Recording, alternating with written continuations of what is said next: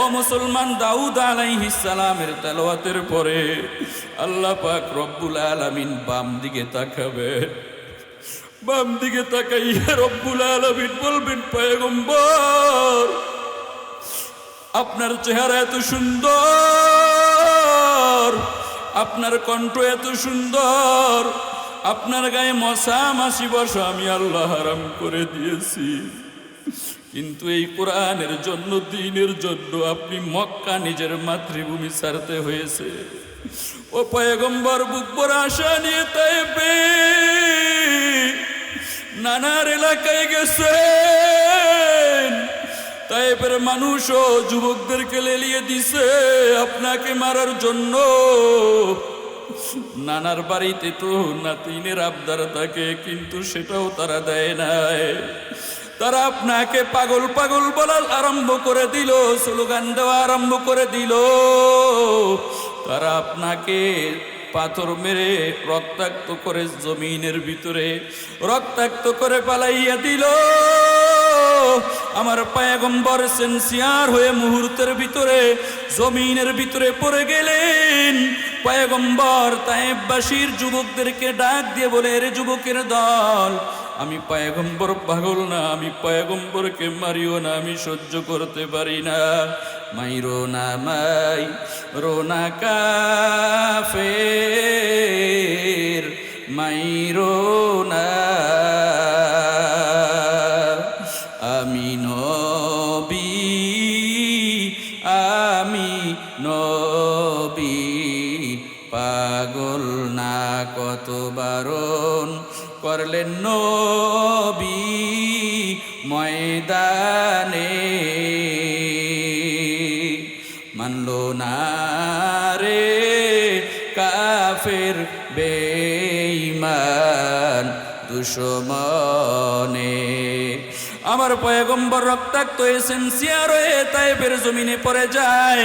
আল্লাহ পাক ডাক দিয়ে বলেন, পয়গম্বর যেই কোরআনের জন্য আপনি দান দান শহীদ করেছেন, লোহার টুপি মাথায় আপনার আঘাত করেছে, লোহার টুপি ঢুকে গিয়েছে, ওই কোরআনের তেলাওয়াত আজকে আপনার মুখে যেমন মানাইবে, এটা অন্য কারো কণ্ঠে অতটা মানাবে না।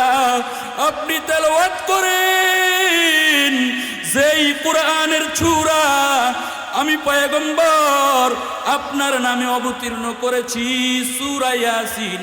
এই সূরা ইয়াসিনকে জিনাতুল কোরআন বলা হয়। মহিলা যত সুন্দর হোক, ও মুসলমান দেখবেন, যদি চুরি না পরে, চুরি যদি না পরে, কানের দুল, নাকের ফুল, সেইন যদি না পরে, যত সুন্দর মহিলা হোক শোভাবর্ধিত হয় না, ঠিক কিনা? যদি নতুন বউ জামাই বাড়িতে এরকম ভাবে খালি গলায় আসে, জিনিসপত্র নাই, তাহলে সমালোচনা করে কি করে না?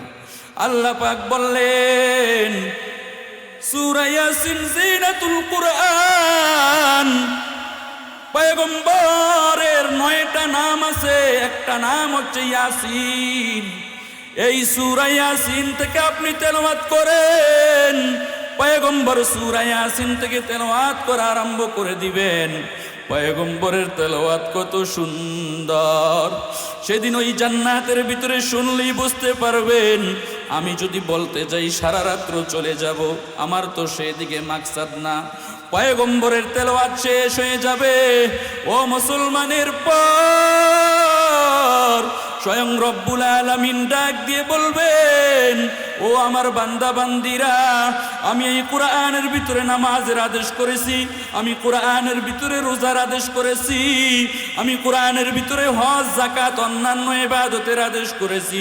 আমি আল্লাহকে দেখো নাই, আমি আল্লাহকে না দেখে বিশ্বাস করেছো, আমি আল্লাহকে না দেখে নামাজ পড়েছো, আমি আল্লাহকে না দেখে রমজান মাসের রোজা রাখছো, আমি আল্লাহকে না দেখে, ও আম্মা জানেরা, আপনারা পর্দা করেছেন, স্বামীর সেবা করেছেন। আল্লাহ বলবেন, এত কষ্ট করেছো, আমি আল্লাহর হুকুমের বাইরে চলো নাই।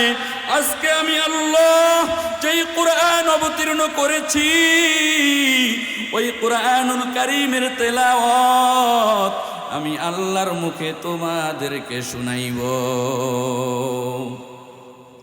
মাওলার ইশকে জলে আগুন, নিবাইলে যে নিবে না পুরে পুরে, সাই হইল এই যে পাগলের সিনা। সেদিন জান্নাতের ভিতরে আফসোস আকাঙ্ক্ষা বেড়েই থাকবে। আল্লাহ পাক রব্বুল আলামিন সূরাতুর রহমান তেলাওয়াত করবেন। সূরা রহমান তো আমরা দুনিয়াতে তেলাওয়াত করি, আর রহমান আল্লামাল কুরআন খলাকাল ইনসানা আল্লামাহুল বায়ান। ওই দিন আল্লাহর রহমান বলে তেলাওয়াত করবে না, একটা শব্দ যুক্ত করে দিবেন আনা। আনা মানে আমি। আল্লাহ পাক বলবেন আনার রহমান আল্লামাল কুরআন খলাকাল ইনসান। তেলাওয়াত করতে করতে আল্লাহ পাক রব্বুল আলামিন যখন আর রহমান বলে তেলাওয়াত শুরু করবেন, সঙ্গে সঙ্গে নূরে জামালি, এসির ভিতরে, গরমের ভিতরে এসিতে ঢুকলে কেমন লাগে, এর চাইতে কঠিন যখন আল্লাহ তাআলা মিষ্টি নূরটা মেরে দিবে, মুহূর্তের ভিতরে জান্নাতবাসীরা নিস্তব্ধ হয়ে যাবে। আবার এদিক দিয়ে রব্বুল আলামিনের স্বয়ং কণ্ঠে সুর, জান্নাতবাসীরা আল্লাহ পাকের সুর শোনা মাত্র 70,000 বছর পর্যন্ত বেহুশ হয়ে থাকবে। ও মুসলমান, সারা রাত্রেও বললে শেষ হবে না। এইভাবে যখন পয়গম্বর বর্ণনা করতেছিলেন, এই কথা কোন থেকে আসছে মনে আছে? কথার নাম লতা। ইউসুফ আলাইহিস সালাম সুন্দর নাকি আমার নবী সুন্দর মনে আছে? এইভাবে যখন পয়গম্বর বর্ণনা করেছিলেন, একজন সাহাবী দাঁড়াইয়া বললেন, পয়গম্বর একটা কোশ্চেন অনুমতি দিলে করব। পয়গম্বর বলেন, কি বলো কি বলো। আল্লাহর পয়গম্বরকে সাহাবী বললেন, ইয়া রাসূলুল্লাহ, দুনিয়ার সমস্ত মানুষ সেখানে থাকবে, আল্লাহ স্বয়ং থাকবেন সভাপতি হিসাবে, অসংখ্য গণিত লক্ষ লক্ষ নবী আর রাসূল যেখানে থাকবেন, এতগুলা মানুষের সমাগম। দুনিয়াতে আমরা মাহফিল করি মাত্র ছোট্ট একটা প্যান্ডেলের ভিতরে, কত লাইট লাগে, কত কিছু লাগে, কি লাগে না? ও পয়গম্বর, জান্নাতের এত বড় মাহফিল, ওই মাহফিলের আলোর ব্যবস্থা কি হবে, আলোকসজ্জার ব্যবস্থা কি হবে, কয়টা লাইট থাকবে, কয়টা মাইক থাকবে? পয়গম্বর বললেন, কি বলো? ওই মাহফিলে আলোর জন্য, আলোকসজ্জার জন্য আলাদা কোনো লাইট থাকবে না, আলাদা আলোর ব্যবস্থা থাকবে না। সাহাবায়ে কেরাম বললেন, তাহলে কিভাবে আলোকিত হবে? পয়গম্বর বললেন, ও সাহাবায়ে কেরাম, ওই দিন এত বড় মজলিস আল্লাহ তাআলা আমি পয়গম্বরের চেহারার আলোর দ্বারা সম্পাদন করবেন। ইউসুফ আলাইহিস সালাম থেকে নবী সুন্দর হলো কি হলো না? আমার সময় কম, তাইলে তৃতীয় আসমানে ইউসুফের সঙ্গে দেখা। তৃতীয় আসমানের নাম কি বললাম? মালাকুত। এই তৃতীয় আসমানটা আল্লাহ তাআলা রূপা দিয়ে তৈরি করেছেন। জিবরাইল আলাইহিস সালাতু ওয়াস সালাম এবার পয়গম্বরের হাত ধরে হাঁটি হাঁটি পা পা করে আবার চতুর্থ আসমানের উদ্দেশ্যে রওয়ানা। তৃতীয় আসমান থেকে চতুর্থ আসমান পর্যন্ত 500 বছরের রাস্তা, 500 বছরের রাস্তা সমপরিমাণ ফাঁক। এবার জিবরাইল বলবেন, ও রক্ষক, আসমানের দরজা খোল। আবার জিবরাইলকে প্রথম আকাশের ফেরেশতার মতো বলবে, কে? বলে, আমি জিবরাইল।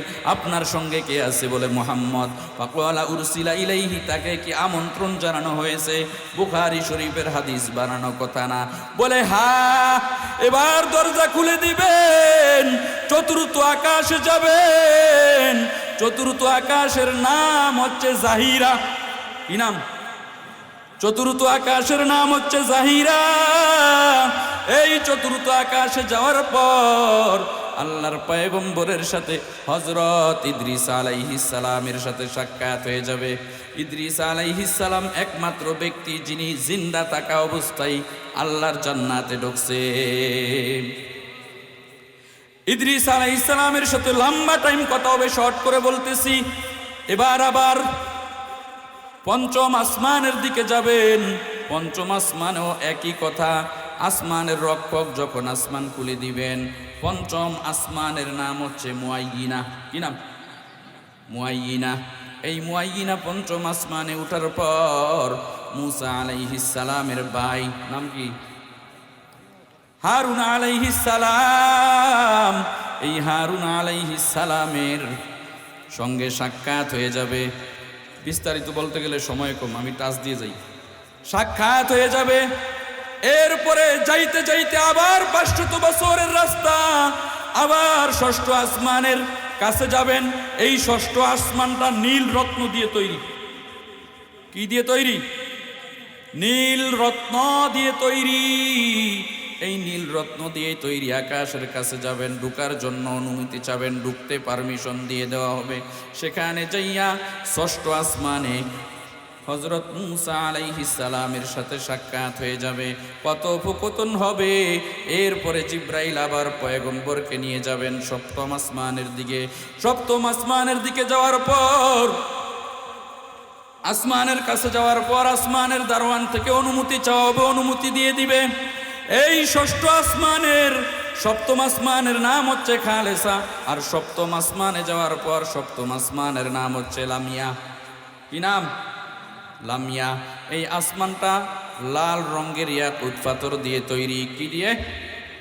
লাল রঙের ইয়াকুত পাথর দিয়ে তৈরি।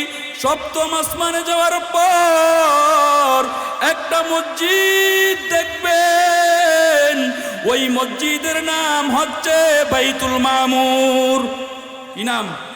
কুরআনুল কারীমের ভিতরে আছে এই বাইতুল মামুর মসজিদ, মক্কা শরীফের বরাবর। সপ্তম আসমানে ওই মসজিদটা এত সুন্দর, বলতে গেলে অনেক সময় লাগবে। এই মসজিদের ভিতরে ঢুকবেন, মসজিদের ভিতরে ঢুকবেন, মসজিদের একটা দেওয়ালে ডেলান দিয়ে বসে আছে আর কেউ নন, আমাদের পিতা, মুসলিম জাতির পিতা হযরত ইব্রাহিম আলাইহিস সালাম। সুবহানাল্লাহ। জাতির পিতা কে? কে? চিল্লে বলেন। এটা ইমানের প্রশ্ন। কেউ যদি বলে অমুকে জাতির পিতা, ইমান শেষ। এই 17 বছর মুসলমানদের ইমান আমল ধ্বংস করার জন্য অনেক চক্রান্ত করছে। জাতির পিতা হযরত ইব্রাহিম আলাইহিস সালামের কোরআনের ঘোষণা, কোরআনের কথা মানবো না, দুনিয়ার মানুষের কথা মানবো। হযরত ইব্রাহিম আলাইহিস সালামের সঙ্গে সাক্ষাৎ। এরপরে যাইতে যাইতে যাইতে যাইতে সেখানে অনেক ঘটনা। যাইতে যাইতে যাইতে যাইতে সিদরাতুল মুনতাহা। কোথায়? সিদরাতুল মুনতাহা সূরা নাজমির ভিতরে 27 নম্বর পারা 5 নম্বর ভিতরে বলেন, ইনদা সিদরাতিল মুনতাহা ইনদাহা জান্নাতুল মাওয়া।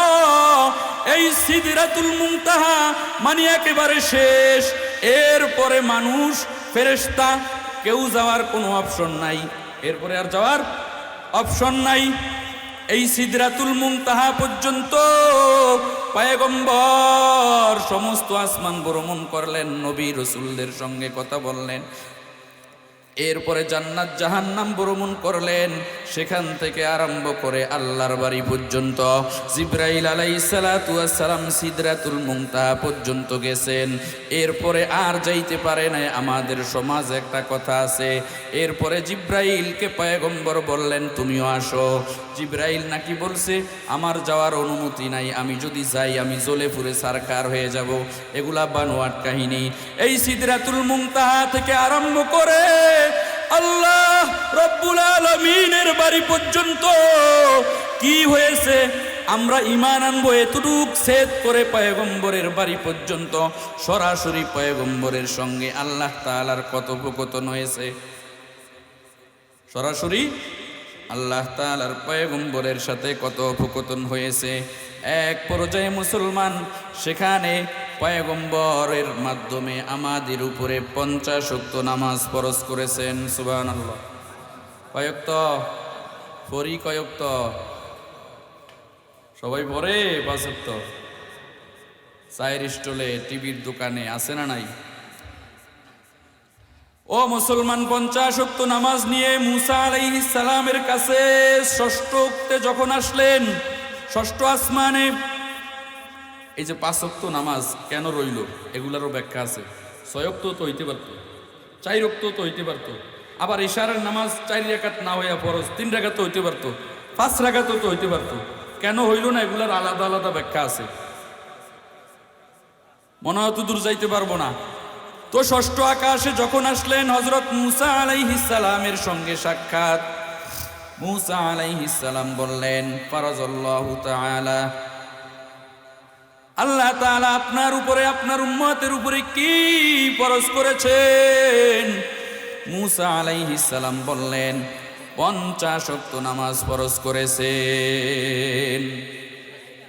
এবার মূসা আলাইহিস সালাম বললেন ইরজি ইলা রব্বিক, বুখারীর হাদিস, ইরজি ইলা রব্বিক, আপনি চলে যান আপনার রবের কাছে।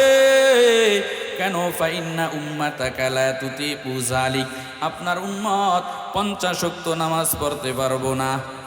এটা হইলে একটা ভালো আছিল, আবার খারাপও আছিল। কি? এই 50 ওয়াক্ত নামাজ যদি আমরা পড়তাম, একবার মসজিদে ঢুকলে আর বাইরে নেওয়ার সুযোগ আছিল, এইটা হইলো ভালো। মানে পড়তে পড়তেই তো টাইম শেষ, তো ফাঁকি দেওয়ার কোনো কি নাই, সুযোগ নেই। আবার যারা ফাঁকি দেওয়ার এরা 1 ওয়াক্ত লেগেও ঢুকতো না, কারণ 1 ওয়াক্ত লেগে ঢুকলে তো 50 ওয়াক্ত পড়তেইব।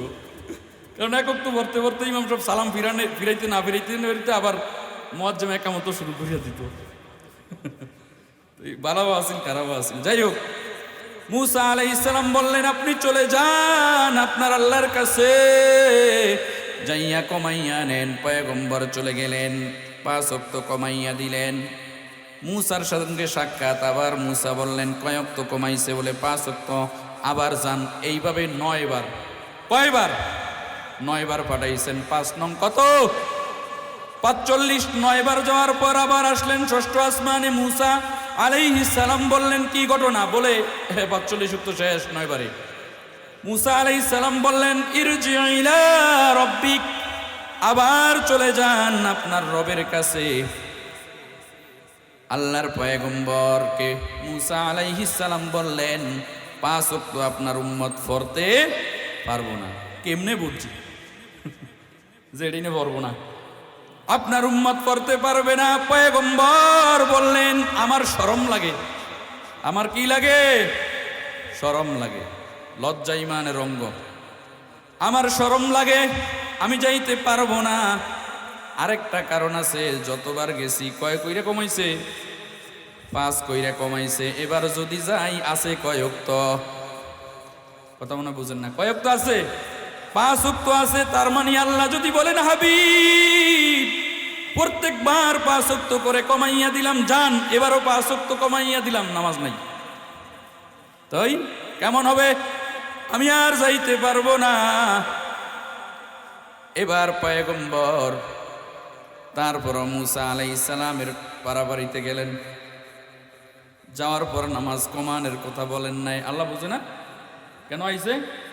শরমে বলে নাই। মূসা আলাইহিস সালামের কথা রইল। আল্লাহ তো সকল মানুষের অন্তর্যামী, ইয়ালামু খায়িনাতাল আয়ুন ওয়া মা তুখফিস সুদূর। আল্লাহ বললেন হাবিব কি জন্য আসছেন আমি বুঝছি। আমি যে 50 ওয়াক্ত নামাজ ফরজ করেছি, আমি আল্লাহর কথা, আমার আল্লাহর কাজ। লা ইউবাদদালুল কাউলা লাদাইয়া ওয়া মা আনা বিযাল্লামিল লিল আবিদ। আমি 50 ওয়াক্ত ফরজ করেছি, 45 ওয়াক্ত। তার মানে আপনার উম্মতের সহজার্থে 1 ওয়াক্ত হুকুমের দিক থেকে কমাই নাই। পয়গম্বর মন খারাপ করবেন না, আপনার উম্মতদেরকে যাইয়া জানাইয়া দেন আল্লাহ 5 ওয়াক্ত নামাজ ফরজ করেছেন। আপনার কোনো উম্মত যদি সময়ের দিকে দৃষ্টি রেখে এই কনকনে শীতের ভিতরে 5 ওয়াক্ত নামাজ পড়তে পারে, আমি আল্লাহ ওয়াদা দিলাম 50 ওয়াক্তের সওয়াব দিয়ে দিব। কয় ওয়াক্ত? 50 ওয়াক্ত। এই নামাজ নিয়ে আসলেন। আমরা তো নামাজ এখন পড়ি না। কি পড়ি? আল্লাহর পয়গম্বর বলেন ইদা উজিয়াল মাইয়িতু ফি কবরিহি জাআল কুরআনু ইনদা রাসি ওয়াস সালাতু আন ইয়ামিনিহি। মানুষ মারা যাওয়ার পর চারটা জিনিস তার কবরের ভিতরে যাবে। 1 নাম্বার মাথার দিক থেকে কোরআন, 2 নাম্বার ডান দিক থেকে নামাজ, 3 নাম্বার বাম দিক থেকে রোজা, 4 নাম্বার অন্যান্য ইবাদতগুলো আমার আপনার পায়ের দিক থেকে আসবে। ফেরেশতাদেরকে কবরে আযাব দিতে পারবে না, বারণ করবে। ও মুসলমান যারা নামাজ পড়েন না, আল্লাহ তাআলার কাছে কি জবাব দিবেন একটু হিসাবটা মিলাইয়া নিয়েন। পয়গম্বর দুনিয়ার থেকে চলে যাওয়ার সময়ও কোনো কথা বলেন নাই। হাসান হুসাইনকে এত ভালোবাসতেন পয়গম্বর, আম্মা জান আয়েশাকে এত ভালোবাসতেন, তাদের সঙ্গেও কথা বলেন নাই।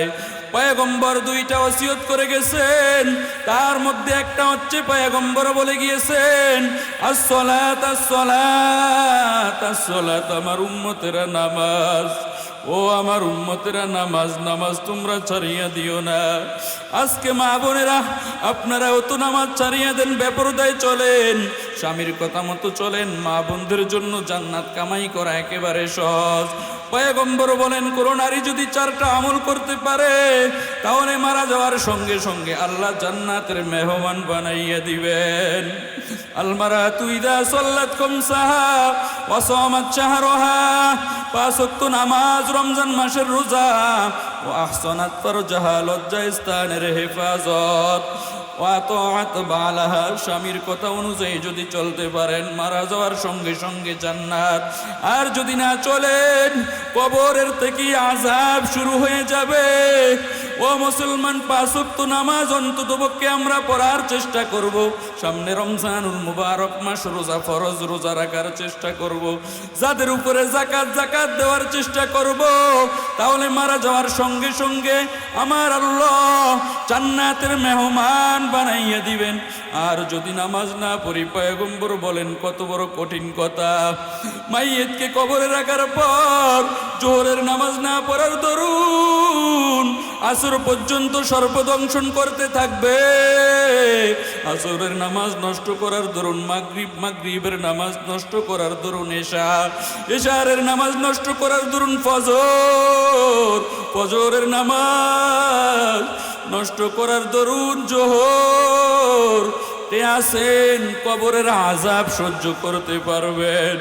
দুনিয়ার আগুন তো হলো সামান্য আগুন। ও মুসলমান কবরের ভিতরে পয়গম্বর বলেন 99 তিন্নিনা, 90 থেকে 99টা সাপ এমন জোরে আঘাত করবে 70 হাত মাটির তলে চলে যাবে, আবার উঠাইবে আবার 70 হাত। ওই দিন আপনাকে আমাকে রক্ষা করার জন্য তো কেউ থাকবে না। কবর এত বড় ঘর, কঠিন ঘর। পয়গম্বর বলেন আনা বাইতুল ওয়াহদা, আমি একাকির ঘর। কবর প্রত্যেকদিন বলে আনা বাইতুদ দুদ, আমি পোকামাকড়ের ঘর, সাপ বিচ্ছুর ঘর। ওই কবর কারো জন্য জান্নাত, কারো জন্য জাহান্নামের একটা ঘর। তো পাগল মন আমার তুমি কারলা গিয়া করলা রে বাড়িঘর। এই মুসলমান নামাজ বাদ দিয়া টাকা অর্থ বাড়ি ঘরের পিছনে, স্ত্রী পরিবার পরিজনের পিছনে যে আমরা আপনারা পড়ছি, ওই কবরের ভিতরে যদি আযাব হয় কেউই তো আযাব সহ্য করতে পারবো না।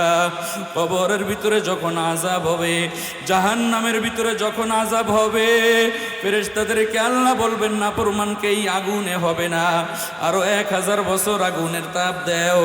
ও মুসলমান হাদিস শরীফের ভিতরে পয়গম্বর বলেন আগুনটা প্রথম ছিল সাদা, আগুনটা তাপ দেওয়ার সঙ্গে সঙ্গে হলুদ বর্ণের হয়ে যাবে।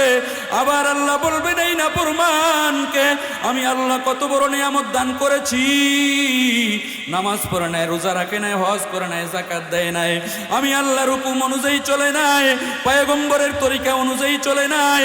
আবার 1000 বছর আগুনের তাপ দেও, 1000 বছর আগুন প্রজ্বলিত করা হবে, আবার আগুনটা হয়ে যাবে একেবারে লাল টকটইকা। আল্লাহ বলবেন এই জাহান্নামী নাফরমান, সুদখোর, ঘুষখোর, বেনামাজি, বেপরদা, হারামখোর, এদেরকে এই আগুনে হবে না ফেরেশতা আরো 1000 বছর তাপ দেও। আরো 1000 বছর তাপ দেওয়ার পর দুনিয়াতে আলকাতরা কত বড় কুচকুচে কালো, এই আলকাতরার চাইতো লক্ষ কোটি কোটি গুণে বেশি কালো হয়ে যাবে। ওই জাহান্নামের ভিতরে আগুনের লেলিহান শিখা যদি দাউ দাউ করে জ্বলে, চিৎকার দিবা মুসলমান, কেউ শুনতে পাবে না। দুনিয়াতে যদি কাউকে মারে, কত আত্মীয় স্বজন এলাকার মানুষ আসে তাকে বাঁচানোর জন্য, ওই কবরের ভিতরে যদি আযাব হয়, কে যাবে তোমাকে আমাকে রক্ষা করার জন্য? এরে বাবা, কয় বছর আর দুনিয়াতে বাঁচবেন, এখনো কি কবরের চিন্তা আসে না? কয় বছর আর দুনিয়াতে বাঁচবেন, এখনো কি আল্লাহরে ধরবেন না, পয়গম্বরকে ধরবেন না?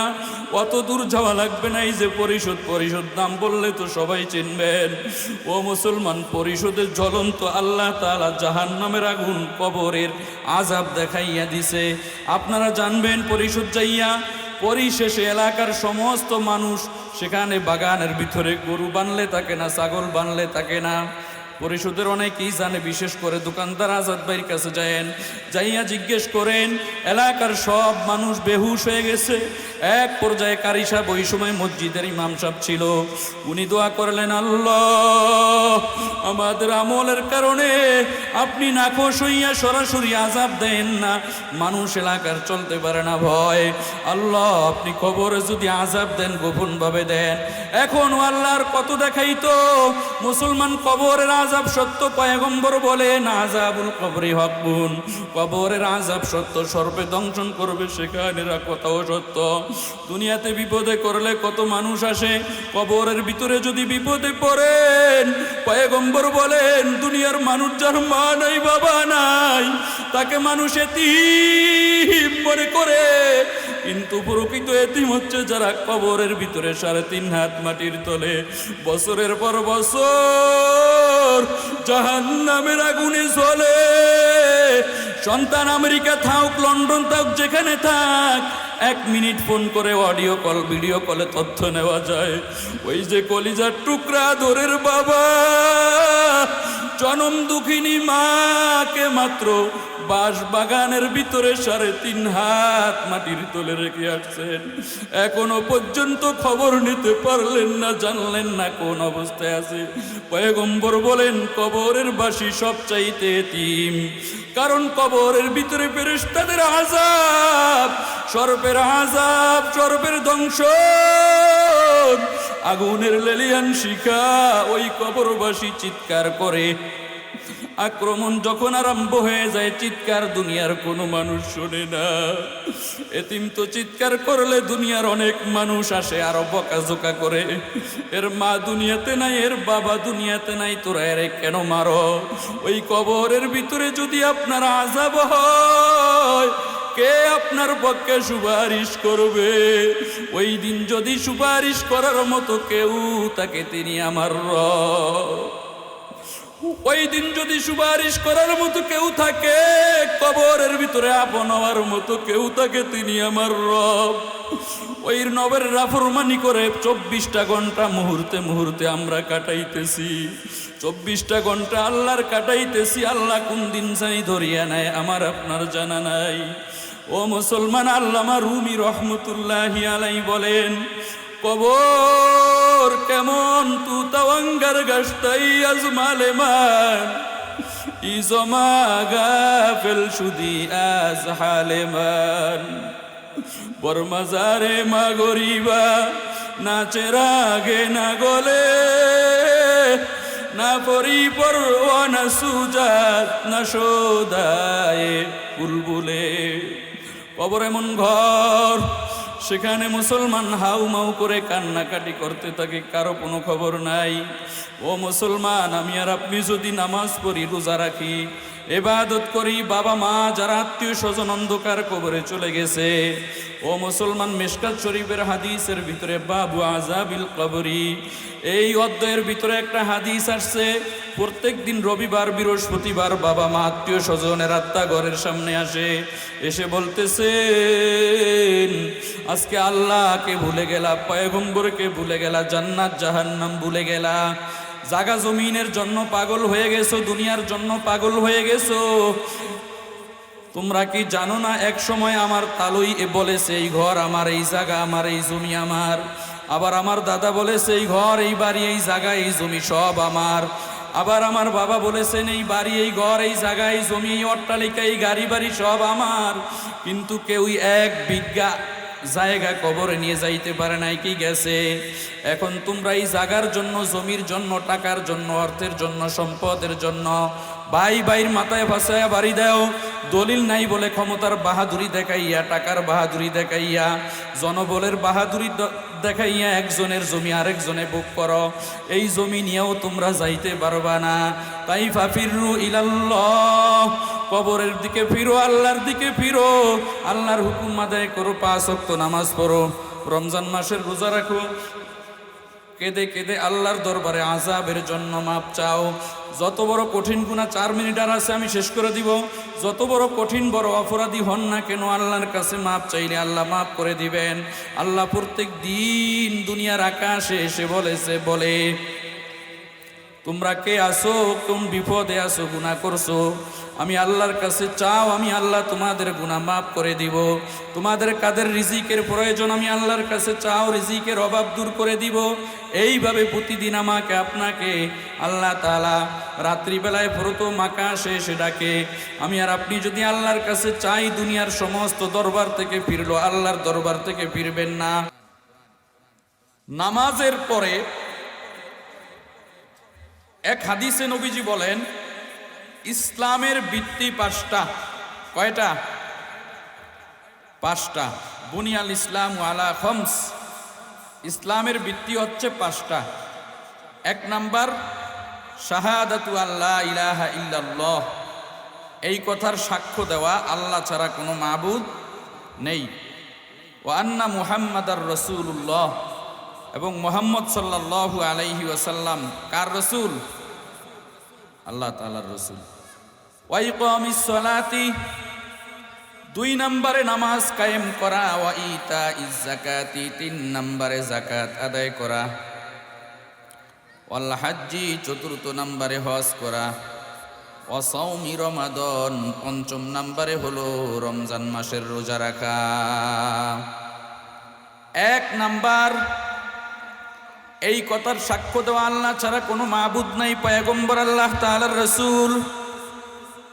2 নাম্বার নামাজ কায়েম করা, 3 নাম্বার হজ করা, 4 নাম্বার যাকাত আদায় করা, 5 নম্বরে হচ্ছে রমজান মাসের রোজা রাখা। ইমানের পরে সবচাইতে গুরুত্বপূর্ণ ইবাদতের নাম হচ্ছে নামাজ। গুরুত্বপূর্ণ ইবাদতের নাম কি? নামাজ। অনেকে বলবো যে সবচাইতে বড় ফরজ আল্লাহর জমিনে আল্লাহর দিন প্রতিষ্ঠা করা, এটা ফরজ, তবে অপব্যাখ্যা চলবে না। ইমানের পরে সবচাইতে বড় ইবাদত, এই হাদিসের ভিতরে নামাজের কথা আসছে। আমি আমার ওয়াইফকে মহব্বত করতে যায় যদি মার স্থানে বসাই, তাহলে ঝামেলা হবে কি হবে না? আবার মাকে যদি বেশি মহব্বত করতে যায় আল্লাহর রসুলের স্থানে বসাই, ঝামেলা হবে কি হবে না? রসুলকে বেশি মহব্বত করতে যায় যদি আল্লাহর স্থানে বসাই, ঝামেলা আছে না নাই? যেটা যেখানে বসার, যেটা যেখানে থাকার, সেটাকে সেখানে রাখতে হবে। ইমানের পরে সবচাইতে বড় ইবাদতের নাম হচ্ছে নামাজ। এই নামাজের গাফলতি আমাদের ভিতরে আছে না নাই? আমাদের সমাজের কন্টিনিউ 2% মানুষ নামাজ পড়ে না। নামাজ রাজনৈতিক ইবাদত নাকি অরাজনৈতিক ইবাদত? হ্যাঁ, অরাজনৈতিক। কিন্তু এই নামাজই পড়ে না। অথচ দিন শেষে আমরা মুসলমান দাবি করি। কুরআনুল কারীমের অসংখ্য জায়গায় যে নামাজের কথা আসলো, আমি কিভাবে গুরুত্ব দিলাম? অনবরত হাদিসের ভিতরে পয়গম্বর নামাজের কথা বলল, তাহলে আমি কিভাবে গুরুত্ব দিলাম? যারা নামাজ পড়ে না তাদের সাবজেক্টই বাদ দিলাম, যারা নামাজ পড়ে তাদের অবস্থাও কেমন? যেই আয়াতে কারিমা আমি তেলাওয়াত করেছি, আয়াতের ভিতরে আল্লাহ বলেন, ইন্নাস সালাতা তানহা আনিল ফাহশাই ওয়াল মুনকার, নিশ্চয়ই নামাজিকে সমস্ত ফাহেশা এবং মন্দ কাজ থেকে বারণ করবে। একটু বুঝে থাকলে বলুন, আমাদের সমাজের মানুষ নামাজও পড়ে, চুরিও করে, আছে না নাই? আমাদের সমাজে মানুষ নামাজ পড়ে, মিথ্যা কথাও বলে, আছে না নাই? মসজিদে বেতনের নাম তালিকায় লেখায়, মাসকে মাস চলে যায়, দেয় না। এই মসজিদের ভিতরে ওয়াদা করে, সেখানে ওয়াদার লঙ্ঘন করেছে। পৃথিবীর ভিতরে শ্রেষ্ঠ জায়গা হচ্ছে মসজিদ। যেই ব্যক্তি মসজিদের ভিতরে ওয়াদা লঙ্ঘন করতে পারে, তাহলে সে অন্য জায়গা তো তার জন্য ব্যাপারই না। কি ঈমানের পরে সবচাইতে বড় ইবাদতের নাম হচ্ছে নামাজ। যারা পড়ে না তাদের কথা বাদ, যারা পড়ে তারাও কি অবস্থা? নামাজও পড়ে ঘুষ খায়, নামাজও পড়ে চুরি করে, নামাজও পড়ে মিথ্যা কথা বলে, নামাজও পড়ে বউকে বেপরদায় রাখে, নামাজও পড়ে বিভিন্ন অন্যায়ের সাথে জড়িত আছে না নাই? হুজুর এই নামাজিকে কেন বারণ করলো না? তার মানে বোঝা গেল পয়গম্বর মিথ্যা কথা বলে নাই, আল্লাহ তাআলাও মিথ্যা কথা বলে নাই। আমার নামাজটা পয়গম্বর যেইভাবে বলেছেন সেইভাবে হয় নাই। আল্লাহ তাআলা যেইভাবে আমার উপরে ফরজ করেছেন সেইভাবে আমি পড়ি নাই। এই নামাজ ফরজ করেছেন কে? নামাজের গুরুত্ব কেমন? সামনে রমজানুল মুবারক মাস, রমজানুল মুবারক আল্লাহ তাআলা জিবরাইলের মাধ্যমে পয়গম্বরের উপরে ফরজ করেছেন। পয়গম্বরকে দিয়ে সাহাবায়ে কেরামকে জানাইয়া দিলেন। রোজা সরাসরি নাজিল হয় নাই, ফরজ হয় নাই। হজ আল্লাহ তাআলা সরাসরি ফরজ করেন নাই। যাকাত আল্লাহ তাআলা সরাসরি ফরজ করে নাই। এইভাবে অন্য ইবাদত সরাসরি ফরজ করে নাই। কিন্তু নামাজ এমন একটা ইবাদত, আল্লাহর পয়গম্বরকে আল্লাহ তাআলা তার বাড়িতে নিয়ে স্বয়ং সরাসরি ফরজ করেছেন। ও মুসলমান, পয়গম্বর নবুয়ত প্রাপ্তির আগে পয়গম্বর চিন্তা করতেন, আকাশের দিকে তাকাইতেন, আকাশ তোকে কে বানাইলো? জমিনের দিকে তাকাইতেন, জমিন তোকে কে সৃষ্টি করলো? পাহাড়ের দিকে তাকাইতেন, পাহাড় তোকে কে সৃষ্টি করলো?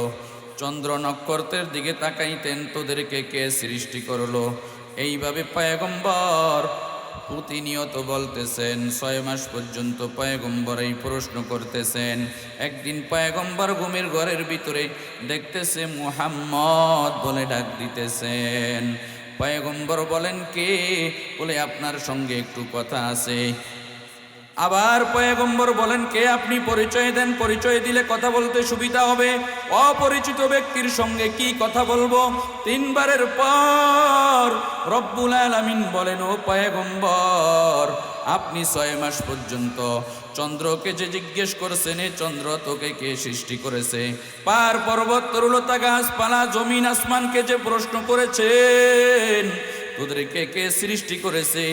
আমি সৃষ্টি করনেওয়ালা জাত আল্লাহ তাআলা আপনার সঙ্গে কথা বলতে চাই। हकीकत से तू दुनिया बेखबर है, दुनिया की नुमाइश पर नजर है। नमी गुयम के अज दुनिया जुदा बाश, बहर कारे के बाशी बा खुदा बाश। एक কথায় বুঝাইতে চাইছি, অন্যান্য ইবাদতের মতো নামাজ ফরজ হয় নাই। নামাজ স্বয়ং আল্লাহর পয়গম্বরকে আল্লাহ তাআলা আরশে আজিম তার বাড়িতে দায়িকা তারপরে ফরজ করেছেন। পয়গম্বরকে জিবরাইল আলাইহিস সালাতু ওয়াস সালাম নিয়ে গেলেন। যে অবস্থায় পয়গম্বর, বুখারী শরীফের হাদিস কিতাবুস সালাত, এই কিতাবুস সালাত নামাজের অধ্যায়ের হাদিস। পয়গম্বর বলেন, ফুরিজা আন সাকফি বাইতি ওয়া আনা বিমাক্কাতা, আমি মক্কার ভিতরে শায়িত অবস্থায় আছি। কোন রেওয়ায়েতের ভিতরে আসছে উম্মে হানির ঘরে, চাচাতো বোন উম্মে হানির ঘরে ঘুমন্ত পয়গম্বর জিব্রাইল আলাইহিস সালাতু ওয়াস সালামকে এবং মিকাইল আলাইহিস সালাতু ওয়াস সালামকে পাঠাইয়া দিলেন, ও মিকাইল যাও পয়গম্বরকে নিয়ে আসো। পয়গম্বরকে আনার জন্য যখন আসলেন, সোজা আসলেন না, 7 পাক করে আসলেন। পয়গম্বরকে তুললেন, পয়গম্বরকে নিয়ে গেলেন। মাগরিবের পরে শুনেছেন এক পর্যায়ে জিব্রাইল আলাইহিস সালাতু ওয়াস সালাম পয়গম্বরকে নিয়ে সুম্মা খাযা বিয়াদি, পয়গম্বরের হাত ধরে জিব্রাইল আলাইহিস সালাম একেবারে নিয়ে গেলেন প্রথম আকাশের দিকে।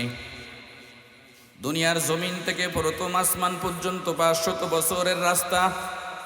তার মানে একটা মানুষ 500 বছর স্বাভাবিক যানবাহনে চললে যেটুকু দূরে যাইতে পারত, ওই পরিমাণ জায়গা, খালি জায়গা জমিন থেকে প্রথম আসমান পর্যন্ত। তাহলে চিল্লায় বলুন, জায়গা কম না বেশি? প্রথম আসমানের দিকে নিয়ে গেলেন। প্রথম আসমানে নিয়ে যাওয়ার পর এখনো আসমানে উঠেন নাই। জিব্রাইল আলাইহিস সালাতু ওয়াস সালাম বললেন, ইফতাহ। আসমানের রক্ষক দারওয়ানকে বললেন, ইফতাহ, আসমান খোলো, আসমানের দরজা খোলো। এবার আসমানের রক্ষক বললেন, মান হাযা, আপনি কে? অথবা মান আনতা, আপনি কে? জিব্রাইল আলাইহিস সালাতু ওয়াস সালাম বললেন, হাযা জিব্রাইল, আমি হলাম জিব্রাইল। এবার আসমানের রক্ষক বললেন, আল মাআকা আহাদুন, আপনার সঙ্গে কি কেউ আছে? জিব্রাইল আলাইহিস সালাতু ওয়াস সালাম বললেন, নাম, আছে। কে? বললেন, মাই মুহাম্মাদুন সাল্লাল্লাহু আলাইহি ওয়াসাল্লাম, আমার সঙ্গে আখিরি জমানার পয়গম্বর বিশ্বনবী জনাবে মুহাম্মাদুর রাসূলুল্লাহ সাল্লাল্লাহু আলাইহি ওয়াসাল্লাম আছে। এবার আসমানের রক্ষক বললেন, ফাকালা উরসিলা ইলাইহি, তাকে কি আমন্ত্রণ জানানো হয়েছে? তার মানে তাকে কি আনার জন্য বলা হয়েছে? জিব্রাইল আলাইহিস সালাতু ওয়াস সালাম বললেন, হ্যাঁ, তাকে আনার জন্য বলা হয়েছে। এবার আসমানের দরওয়াজা খুলে দেওয়া হলো। আসমানের দরওয়াজা খুলে দেওয়ার পর আল্লাহর নবী বলেন, ফালাম্মা জিতু ইলা সামাইদ দুনিয়া, দুনিয়ার আসমানে যাওয়ার পর আমি সর্বপ্রথম দেখতেছি একজন মানুষ, তার ডান পাশে কতগুলো মানুষের আকৃতি, সুন্দর সুন্দর, বাম পাশে কালো কালো মানুষের আকৃতি। আমি জিব্রাইল আলাইহিস সালাতু ওয়াস সালামকে বললাম, ও ভাই জিব্রাইল, এরা কারা বা ইনিকে? জিব্রাইল আলাইহিস সালাতু ওয়াস সালাম বললেন, ইনি হচ্ছেন আপনার পিতা হযরত আদম আলাইহিস সালাম। আপনি আপনার আব্বাকে সালাম দেন। আমাদের সন্তানেরা বাপ মাকে সালাম দেয়? আমিও দেই না। আমি ওয়াজ করতেছি, আমার ওয়াজে আপনারা আমল করবেন কি? বেকি তো বরাবর। তো বললেন, আপনার আব্বাকে সালাম দেন। সালাম দিলেন।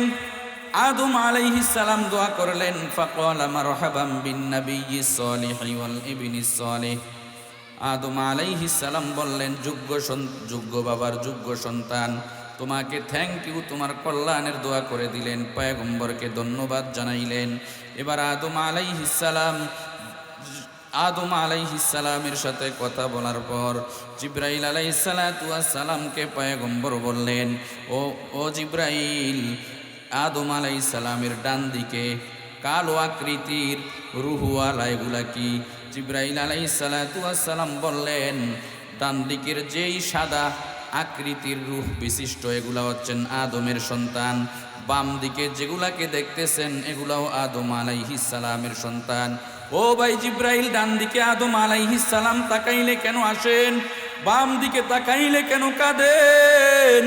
জিব্রাইল আলাইহিস সালাতু ওয়াস সালাম পয়গম্বরকে বললেন, ডান দিকে তাকাইলে হাসেন কেন? ডান দিকের আত্মাগুলা রূহগুলা আদম আলাইহিস সালামের সন্তানের রূহগুলা জান্নাতে যাবে, জান্নাতি। আর বাম দিকের কালো রূহগুলা আত্মাগুলা জাহান্নামে যাবে। আদম আলাইহিস সালাম এই জন্য ডান দিকে তাকাইলে হেসে পালান, কারণ জান্নাতে যাবে, নাজ ও নেয়ামত ভোগ করবে। বাম দিকে যখন তাকান, বাম দিকে তাকাইলে আদম আলাইহিস সালামের মনে পড়ে যায় আমার সন্তানেরা জাহান্নামের কঠিন আগুনের ভিতরে জ্বলবে, আমি বাবা হিসাবে কি করে সহ্য করব। আদম আলাইহিস সালাম কেন্দে পালান। ও মুসলমান, দুনিয়ার জমিন থেকে প্রথম আকাশ পর্যন্ত যেমন 500 বছরের মহাশূন্য, 500 বছরের দূরত্ব, প্রথম আকাশ 500 বছরের মোটা। এরপরে জিব্রাইল আলাইহিস সালাতু ওয়াস সালাম পয়গম্বরকে ধরে নিয়ে গেলেন দ্বিতীয় আকাশের দিকে। দ্বিতীয় আকাশ, প্রথম আকাশ থেকে দ্বিতীয় আসমান পর্যন্ত 500 বছরের জায়গা, খালি জায়গা। দ্বিতীয় আকাশটা লোহা দিয়ে তৈরি। কি দিয়ে তৈরি? দ্বিতীয় আকাশটা লোহা দিয়ে তৈরি। দ্বিতীয় আকাশের নাম হচ্ছে ফাইদুন বা মাউন। জিব্রাইল আলাইহিস সালাতু ওয়াস সালাম পয়গম্বরকে ধরে দ্বিতীয় আকাশের দিকে নিয়ে গেলেন। দ্বিতীয় আকাশের দিকে নিয়ে যাওয়ার পর প্রথম আকাশে যেরকম বলেছিলেন ইফতাহ, রক্ষককে দরজা খোলেন, দ্বিতীয় আকাশের রক্ষককেও বললেন দরজা খোলেন। বললেন আপনি কে? প্রথম আসমানের মতো জিব্রাইল আলাইহিস সালাতু ওয়াস সালাম বললেন আনা জিব্রিল, আমি জিব্রাইল আলাইহিস সালাতু ওয়াস সালাম বললেন হাল মাআকা আহাদুন, আপনার সঙ্গে কি কেউ আছে? বলে নাম। এবার আসমানের রক্ষক বললেন ফাকালা উরসিলা ইলাইহি, মুহাম্মদকে কি আমন্ত্রণ জানানো হয়েছে? জিব্রাইল আলাইহিস সালাতু ওয়াস সালাম বললেন নাম, হ্যাঁ আমন্ত্রণ জানানো হয়েছে। আসমানের দরজা খুলে দিলেন। দ্বিতীয় আসমানে যাওয়ার পর পয়গম্বর সাল্লাল্লাহু আলাইহি ওয়াসাল্লামের সঙ্গে দুই খালাতো ভাই ঈসা ইবনে মারইয়াম আলাইহিস সালামের সঙ্গে সাক্ষাৎ, জাকারিয়া ইবনে ইয়াহইয়া আলাইহিস সালামের সঙ্গে সাক্ষাৎ, ইয়াহইয়া ইবনে জাকারিয়া আলাইহিস সালামের সঙ্গে সাক্ষাৎ। কথোপকথন হলো, বলতে গেলে বিস্তারিত লম্বা হয়ে যাবে। দুই খালাতো ভাইয়ের সঙ্গে কথোপকথন হয়ে গেল। ও মুসাইল আলাইহিস সালাতু ওয়াস সালাম পয়গম্বরের হাত ধরে আবারও প্রথম আসমানের মতো দ্বিতীয় আসমানের মতো, এবার দ্বিতীয় আসমান থেকে নিয়ে গেলেন আবার 500 বছরের ফাঁকা জায়গা। আবার দ্বিতীয় আসমান থেকে তৃতীয় আসমানের কাছে যাইয়া, ছাদের নিচনে যাইয়া বলতেছেন ইফতাহ, আসমানের রক্ষক দরজা খোলো। এবার রক্ষক বললেন আপনি কে? বললেন আমি জিব্রাইল, আপনার সঙ্গে কেউ আসেনি? বলে আছে। কে? মাই মুহাম্মাদুন সাল্লাল্লাহু আলাইহি ওয়াসাল্লাম, আমার সঙ্গে আখিরি জমানার পয়গম্বর বিশ্বনবী মুহাম্মাদুর রাসূলুল্লাহ সাল্লাল্লাহু আলাইহি ওয়াসাল্লাম আছে। এবার দরজা খুলে দিলেন। দরজা খুলে দেওয়ার পর তৃতীয় আসমানে গেলেন। তৃতীয় আসমানটা কি দিয়ে তৈরি? তৃতীয় আসমানটা তামা দিয়ে তৈরি, তামা দিয়ে তৈরি। তৃতীয় আসমানের নাম হচ্ছে মালাকুত। তৃতীয় আসমানের নাম কি? মালাকুত। আর তৃতীয় আসমানটা তৈরি করা হয়েছে তামা দিয়ে। তৃতীয় আসমানে যাওয়ার পর পয়গম্বর আলাইহিস সালামের সঙ্গে হযরত ইউসুফ আলাইহিস সালামের সাক্ষাৎ হয়ে গেছে। নাম শুনছেন ইউসুফ আলাইহিস সালাম?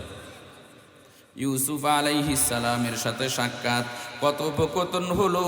পয়গম্বর ইউসুফ আলাইহিস সালামকে দেখে বললেন ইন্নী রাআইতু আখি ইউসুফ, মেরাজের রজনীতে আমি আমার ভাই ইউসুফকে দেখেছি।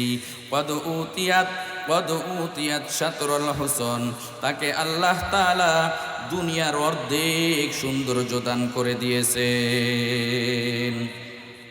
मैं सूरत यूसुफ को नहीं चाहने वाला, मैं क़यास के मानंद नहीं आशिक़ लैला, मैं क़यास के मानंद नहीं आशिक़ लैला। ইউসুফ আলাইহিস সালামকে পৃথিবীর অর্ধেক সৌন্দর্য দান করা হয়েছে।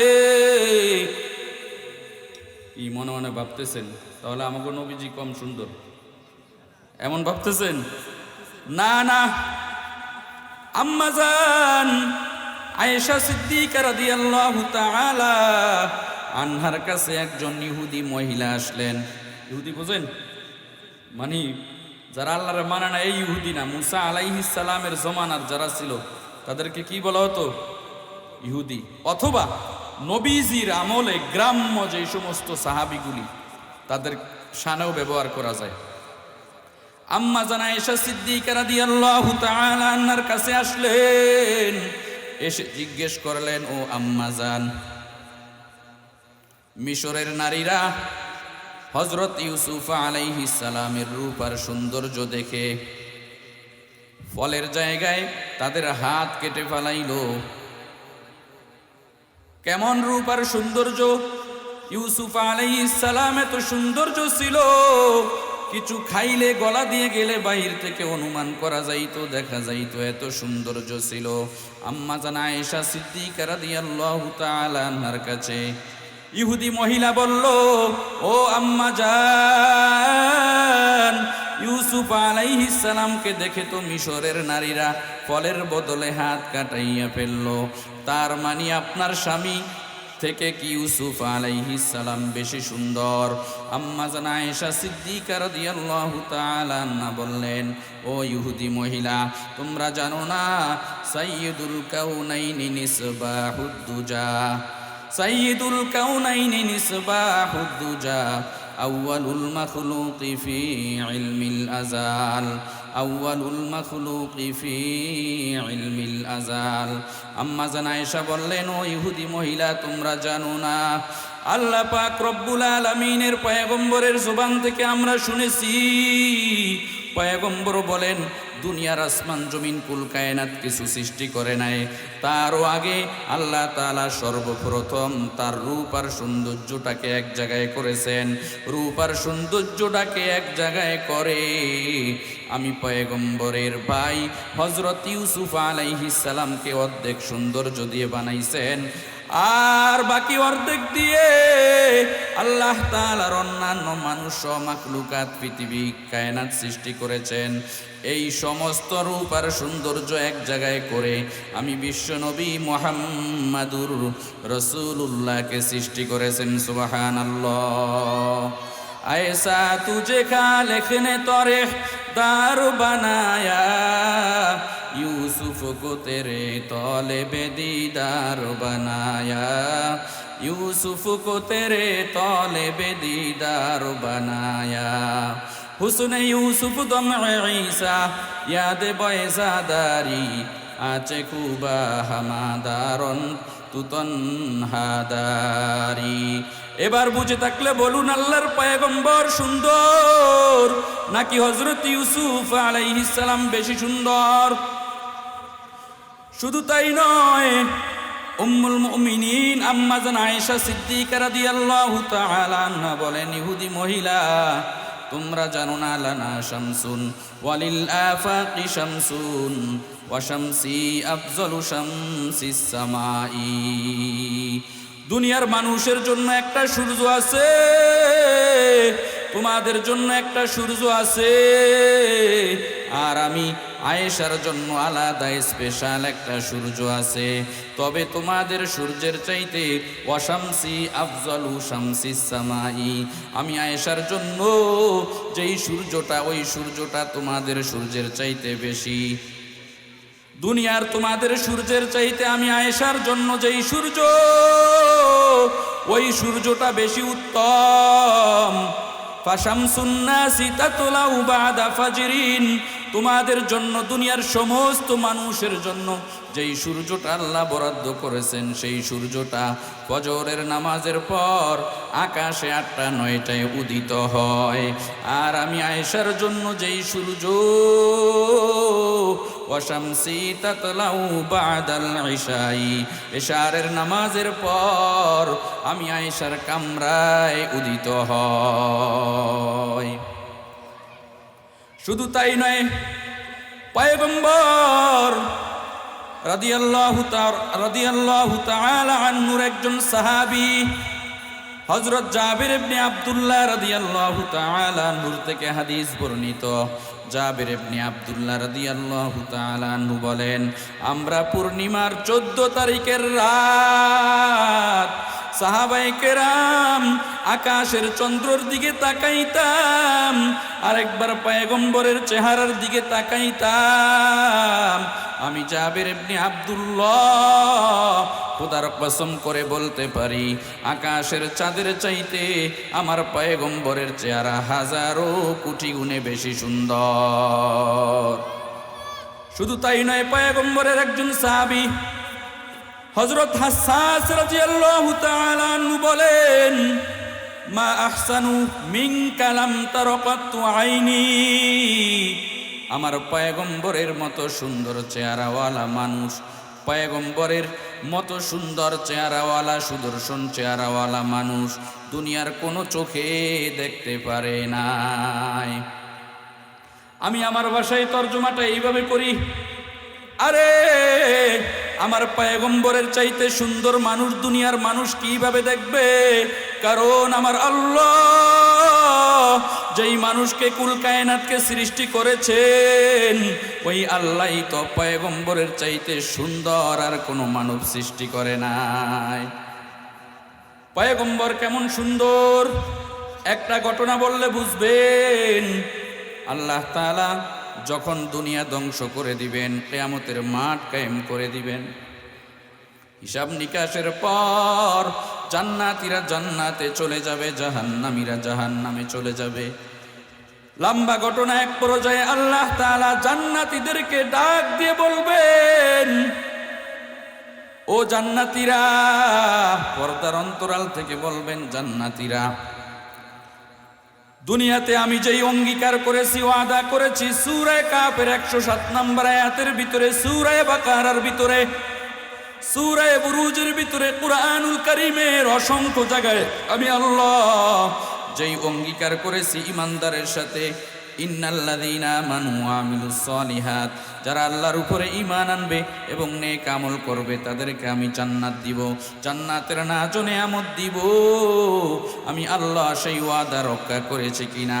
জান্নাতের সমস্ত মানুষের ভিতরে সবাই চিল্লায়া বলবেন, ওয়াজাদনা মা ওয়াদানা রব্বুনা হাক্কা, আয় আল্লাহ, আপনি যা যা দুনিয়াতে ওয়াদা করেছেন সব জান্নাতের ভিতরে আমরা পাইছি। আবার আল্লাহ জিজ্ঞেস করবেন, কারণ এই না নেয়ামত পাইছে কিনা এই জন্য জিজ্ঞেস করবেন না, পরেই বুঝবেন কি জন্য জিজ্ঞেস করতেছেন। আবার দ্বিতীয়বার আল্লাহ তাআলা জিজ্ঞেস করবেন, ও জান্নাতীরা, আমি আল্লাহ তাআলা যেই নেয়ামতের ওয়াদা করেছি জান্নাতের ভিতরে তোমাদেরকে দিব, সেই নেয়ামত দিছি কিনা? আবার জান্নাত থেকে সমস্বরে আওয়াজ হবে, ও আল্লাহ, আপনি আমাদেরকে সব দান করেছেন। কিন্তু এক শ্রেণীর মানুষ হাও বলবে না, নাও বলবে না, উলামায়ে কেরাম কিচ্ছু বলবেন না।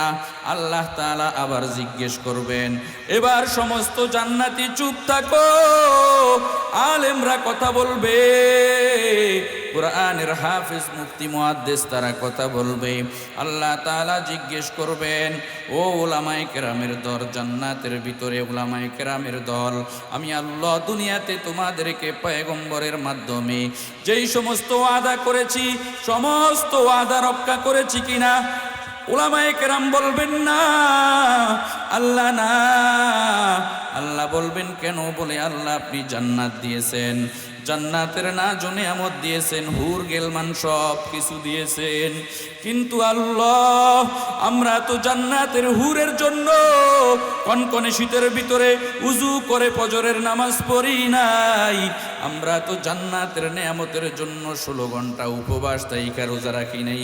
ও আল্লাহ, আপনি তো নেয়ামতের সঙ্গে সঙ্গে একটা ওয়াদা করেছেন, জান্নাতের ভিতরে আপনি ঈমানদার বান্দা বান্দীদের সঙ্গে সাক্ষাৎ করবেন।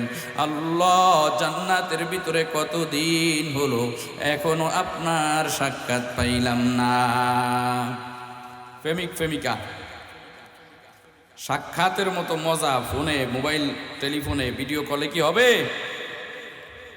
তো দুনিয়ার হারাম প্রেমিক প্রেমিকা যদি সাক্ষাৎ এত মজা হয়, কয় যে এই চোখ দিয়া তোমারে সরাসরি দেখবো না, এই চোখ আর দুই নেত্রাইকা লাভ নাই। কিন্তু বলুন, জান্নাতের ভিতরে বান্দা বান্দিরা আল্লাহর সঙ্গে সাক্ষাতের স্পিরিয়া, সাক্ষাতের আশায়ের চাইতে বেশি থাকবে না কম থাকবে? এ আশা আপনারা রাখেন তো ইনশাআল্লাহ? ওই আওয়াজে তো বোঝা যায় না। এক পর্যায়ে ওলামায়ে কেরাম বলবেন, আল্লাহ জান্নাতের ভিতরে সব নেয়ামত দান করেছেন, এই নেয়ামত আমরা খুশি না। জান্নাতের ভিতরে সব দিয়েছেন, এই দেওয়াতে আমরা খুশি না। জান্নাত দিয়েছেন তো আমরা খুশি না, কারণ हूरो गिल्मा जितनी नेमत है तू सबसे बेहतर नेमते दीदारे तू जन्नत दो ज़ौक़ से या रब क्या करो आरज़ू है मैं तुझे देखा करो वादाए दीदार चूदार जन्नता बदला जरम आशिका जन्नत बराए दोस्त मीदारों दे दोस्त ऐसी आगुजारी से मक़सूद क्या है लिक़ाए खुदा है रिज़ाए खुदा है। अल्लाह के डाक दिए बोलबेन ओ दयार मालिक अल्लाह যেই জান্নাতের ভিতরে আপনি নাই ওই জান্নাতের নেয়ামত দিয়ে আমরা কি করব? আপনি তো বলেছেন জান্নাতের ভিতরে আমাদেরকে দেখা দিবেন, কারণ লা তুদরিকুল আবসার ওয়া হুয়া ইউদরিকুল আবসার। দুনিয়ার চর্মচক্ষু দিয়ে আপনাকে দেখা যাবে না, জান্নাতের ভিতরে দেখা দিবেন। আল্লাহ আপনি তো এখনো জান্নাতের ভিতরে দেখা দেন নাই। আল্লাহ পাক কুন ফায়াকুনের মাধ্যমে সেদিন জান্নাতের ভিতরে একটা মাহফিলের আয়োজন করবেন। এই যে আপনাদের এখানে মাহফিলের আয়োজন করা হয়েছে, জান্নাতের ভিতরে এমন একটা মাহফিলের আয়োজন করবেন যেই জায়গাটার নাম হচ্ছে মাকআদে সিদক। ফি মাকআদে সিদকিন ইনদা মালিকিম মুকতাদির। এই জান্নাতের ভিতরে আল্লাহ পাক মাকআদে সিদক নামক জায়গায় কুং বলবেন। কুং বলার সঙ্গে সঙ্গে একটা স্টেজ তৈরি হয়ে যাবে। এই যে আপনাদের এই স্টেজের মতো একটা স্টেজ তৈরি হয়ে যাবে। আবার কুং বলার সঙ্গে সঙ্গে স্টেজের দুইটা চেয়ার চলে আসবে। বুঝতেছেন? দুইটা চেয়ার চলে আসবে। এই দুইটা চেয়ার কার জন্য? একটা চেয়ার সভাপতির জন্য, আরেকটা চেয়ার প্রধান অতিথির জন্য। ওই দিন ওই জান্নাতের ভিতরে প্রধান অতিথি আর কেউ হবেন না, আমার আপনার পেয়ারা হাবিব জনাবে মুহাম্মাদুর রাসূলুল্লাহ সাল্লাল্লাহু আলাইহি ওয়াসাল্লাম হবেন প্রধান অতিথি। আর আরেকটা চেয়ার ওই মাহফিলের সভাপতির জন্য। সভাপতি সেই দিন আর কেউ হবে না, সেই দিন সভাপতি হবেন স্বয়ং আমার আল্লাহ। আমার আল্লাহ সভাপতি হবেন, প্রধান অতিথি থাকবেন মুহাম্মাদুর রাসূলুল্লাহ। স্টেজটা কেমন বড় হবে? আপনাদের স্টেজের মতো না। স্টেজের চতুর্পাশে, স্টেজের ভিতরে দুনিয়ার শুরু থেকে আদম থেকে আরম্ভ করে মুহাম্মাদুর রাসূলুল্লাহ সাল্লাল্লাহু আলাইহি ওয়াসাল্লাম পর্যন্ত যত নবী আর রাসূল দুনিয়াতে আসছেন, 1 লক্ষ মতান্তরে 2 লক্ষ নবী আর রাসূল ওই স্টেজের ভিতরে ধারণ ক্ষমতা থাকবে। 2.25 লক্ষ মানুষ যে স্টেজে আডে, স্টেজ তো অনেক ছোট না? শুধু তাই নয়, ওই স্টেজের সামনে 2 শ্রেণীর জান্নাতি থাকবে। এক শ্রেণীর জান্নাতি হচ্ছে ফার্স্ট ক্লাস জান্নাতি, আরেক শ্রেণীর জান্নাত হচ্ছে সেকেন্ড ক্লাস জান্নাতি। ফার্স্ট ক্লাস জান্নাতীদের জন্য এক একটা করে স্বর্ণের চেয়ার থাকবে, স্বর্ণের চেয়ার। এরপরে সেকেন্ড ক্লাস জান্নাতীদের জন্য তার একটু পিছনে রূপার চেয়ার থাকবে। দুনিয়ার শুরু থেকে কিয়ামতের আগ পর্যন্ত দুনিয়ার যত জান্নাতি আছে ওই জান্নাতীরা সেখানে থাকবে। লক্ষ লক্ষ সহস্র হাজার কোটি মিলিয়ন বিলিয়ন জান্নাতি ওই অনুষ্ঠানের ভিতরে শ্রোতা হবেন। এই স্টেজের সামনে তারা হবেন। এদের মেহমানদারির জন্য 3 শ্রেণীর লোক থাকবে। কয় শ্রেণীর? 3 শ্রেণীর লোক থাকবে। ওয়াতুফু আলাইহিম উইলদানুম মুখাল্লাদুন। 1 শ্রেণীর খাদেমের নাম, ওই যে বিয়ার মজমা হয় না আমাকে এলাকায়, এক গ্রুপ তাই শাপলা জবা হাসনা এনা আছে না নাই? তো জান্নাতীদের মেহমানদারির জন্য 3 শ্রেণীর লোক থাকবে। উইলদানুম মুখাল্লাদুন 2 নম্বরে হচ্ছে গেলমান, 3 নম্বরে হচ্ছে খুদ্দামে আহলে জান্নাত। এই 3 শ্রেণীর লোকের তিনটা দায়িত্ব থাকবে। বিয়ার মজলিসে কি সবাই কাদিম করে দেয় না? একজন আইনা দেয়, একজনে কাদিম করে, আরেকজনে বাইরিয়া দেয়। এই 3 শ্রেণীর লোক, 1 শ্রেণীর কাছে থাকবে ড্রাম। এই ড্রামের ভিতরে শরবত বানাইবে। আরেক শ্রেণীর কাছে থাকবে জগ, এই জগের ভিতরে ড্রাম থেকে বানাইয়া শরবত ভরে দিবে। আরেক শ্রেণীর কাছে থাকবে গ্লাস, জগওয়ালারা গ্লাসের ভিতরে ভরে দিবে। তাহলে ড্রামওয়ালারা শরবত ড্রামে তৈরি করে জগওয়ালাদের জগে ভরে দিবে, জগওয়ালারা গ্লাসের ভিতরে ভরে দিবে। তারা জান্নাতের সমস্ত মানুষকে 1 টাইম গ্লাস দিয়ে পান করাইবে। এই যে এত বড় একটা জান্নাত, এত বড় একটা জান্নাত আল্লাহ পাক রব্বুল আলামিন সর্বপ্রথম বয়ানের আগে তেলাওয়াত দেয় না, গজল দেয়, তেলাওয়াত দেয়। সর্বপ্রথম আল্লাহ পাক রব্বুল আলামিনের নূর 2 ধরনের, নূরে জালালি আর নূরে জামালি। নূরে জালালি দিবেন না, কারণ সরকার হয়ে যাবে পুরে। নূরে জামালির মাধ্যমে আল্লাহ তাআলা স্টেজের ভিতরে আসন গ্রহণ করবেন। স্টেজের চেয়ারে সভাপতি বসে সেই দিন আল্লাহ পাক রব্বুল আলামিন ইসরাফিল আলাইহিস সালামের দিকে তাকাবেন, তাকাইয়া বলবেন, ও আমার ফেরেশতা ইসরাফিল কোথায়? ইসরাফিল আলাইহিস সালাম বলবেন, লাব্বাইকা ওয়া সাদাইকা ইয়া রব্বি ওয়া আল্লাহ, আমি হাজির। দাঁড়াইয়া গেলেন, বলে তুমি একটা কাজ করো, আমার বান্দারা মাটির তৈরি হওয়ার কারণে, তুমি নূরের তৈরি হওয়ার কারণে আমার বান্দারা তোমার কথা বোঝে নাই, বোঝার সক্ষমতাও আমি আল্লাহ দেই নাই। আজকে জান্নাতের ভিতরে জান্নাতীদের ময়দানে তেলাওয়াতে কোরআনের মাহফিল। এই তেলাওয়াতে কোরআনের মাহফিলের শুভ উদ্বোধনে তুমি পয়গম্বরের, তুমি আল্লাহ তাআলার উপরে হামদে বারি পরিবেশন করো।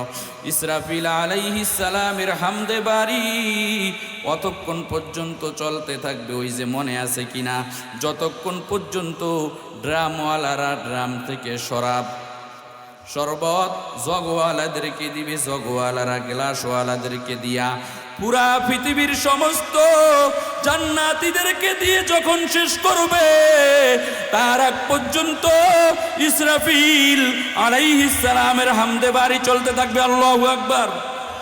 ও মুসলমানের পরে আল্লাহ পাক রব্বুল আলামিন পয়গম্বরের আগে দাঁড়া হাজিরা নিবেন। দাউদ আলাইহিস সালাম বলবেন, লাব্বাইকা ওয়া সাদাইকা ইয়া রব্বি ওয়া আল্লাহ, আমি দাউদ তো হাজির। আল্লাহ তাআলা বলবেন, দাউদ তোমাকে আমি সুললিত একটা কণ্ঠ দান করেছি, যেই কণ্ঠ দিয়া তুমি জাবুর কিতাবের তেলাওয়াত করতা। দাউদ আলাইহিস সালামের কণ্ঠ কত সুন্দর। ও মুসলমান, দাউদ আলাইহিস সালাম যখন জাবুর কিতাবের তেলাওয়াত করতেন, সমুদ্রের মাছ এই কিতাবের তেলাওয়াত শোনার জন্য, দাউদ আলাইহিস সালামের তেলাওয়াত শোনার জন্য খালের একেবারে কিনারে চলে আসতেন, সমুদ্রের কিনারে চলে আসতেন। এই দাউদ আলাইহিস সালামের জাবুর কিতাবের তেলাওয়াত শোনার জন্য আকাশের উড়ন্ত পাখি দাউদ আলাইহিস সালামের ঘরে চলে আসতেন, এসে তারপরে দাউদ আলাইহিস সালামের তেলাওয়াত শুনতেন। আল্লাহ পাক বললেন, ও দাউদ, আমার বন্ধুর উম্মত দুনিয়াতে পড়ে যাওয়ার কারণে, তুমি আগের নবী হওয়ার কারণে তোমার জাবুর কিতাবের তেলাওয়াত আমার বন্ধুর উম্মতেরা শুনতে পারে নাই। আজকে আমার বন্ধুর উম্মতদেরকে জান্নাতের মেহমানদের, জান্নাতবাসীদের সামনে সুললিত কণ্ঠে কুরআনুল কারীমের ভিতরে সূরা তাহা মা আনজালনা আলাইকাল কুরআন লিতাশকা, এই সূরাটা তেলাওয়াত করে শোনাও।